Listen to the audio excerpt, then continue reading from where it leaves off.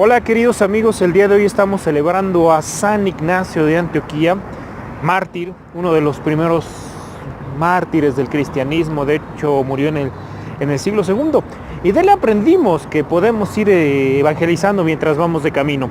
¿Por qué? Cuando él iba camino al martirio hacia Roma, pues ciertamente era un viaje largo, él dedicó todo este camino a dar muchas cartas con las cuales iba hablando de Dios a distintas comunidades cristianas. De hecho, él fomentó mucho la unidad de la iglesia en torno al obispo. Entonces, verdaderamente fue un gran pastor. ¿Y qué nos puede enseñar San Ignacio de Antioquía? Bueno, muchísimas cosas, pero una de las que quisiera resaltar es poner siempre los ojos en la vida eterna. Y como cuando vemos las cosas a la luz de la vida eterna, toman otro matiz. Yo recuerdo cuando estudiaba teología, uno de mis maestros leyó una carta en la que precisamente habla de su martirio y esa aceptación que tiene de ese don de Dios, el don del martirio.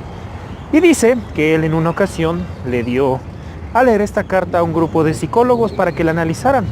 Y la conclusión a la que llegaron ellos es que no, pues es una persona deprimida, ha perdido el sentido de la vida, ya no quiere vivir, cosas por el estilo comentaban. Y yo preguntaba, bueno, ¿qué es? ¿Qué opinan ustedes? ¿Qué opinan? ¿Verdaderamente ya no tiene sentido su vida y por eso es que quiere morir? Aquí habrá que establecer que San Ignacio de Antioquía, cuando acepta el martirio, porque sí él sabía que iba a morir, y durante todo este viaje largo, pues digamos, lo vivió con esa aceptación del martirio. Pero en San Ignacio de Antioquía, el aceptar el martirio no era un no a la vida, no era un ya no quiero vivir, no era un ya no encuentro sentido a mi vida, no, más bien era un sí muy grande, era el sí a la vida eterna. Entonces él se dio cuenta que esta vida, la vida de este mundo, pues ya no tenía ahora sí que nada que ofrecerle, porque se le habían abierto las puertas de la vida eterna. Y entonces, soportando la prueba y aceptando este martirio, es que podría recibir esta gran recompensa, la recompensa que le había prometido su maestro Jesucristo, maestro de todos los que lo seguimos. Entonces, él precisamente le decía a la gente que les escribía, no traten de impedir mi martirio, no traten de impedirlo, porque eso implicaría renegar la fe, y yo no quiero hacer esto, yo no quiero salvar mi vida a costa de recibir los premios del mundo, no vale la pena. Y les decía, es más, si en algún momento yo empezara a dudar, recen por mí, impulsen a que yo pueda pasar esta prueba. O sea, él sabía que podía ser débil, sabía que no dependía de sus fuerzas, sino que dependía de las fuerzas de Dios.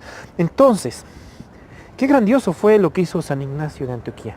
Sabiendo que iba a morir, no pensaba en él, pensaba en su comunidad, y por eso seguía catequizando. Decía, voy a aprovechar este camino, voy a aprovechar los últimos momentos que tenga para hablar de Dios, para formar a la gente, para que conozcan del cristianismo, y nos dejó grandes escritos, precisamente, grandes cartas que nos hablan profundamente de la fe.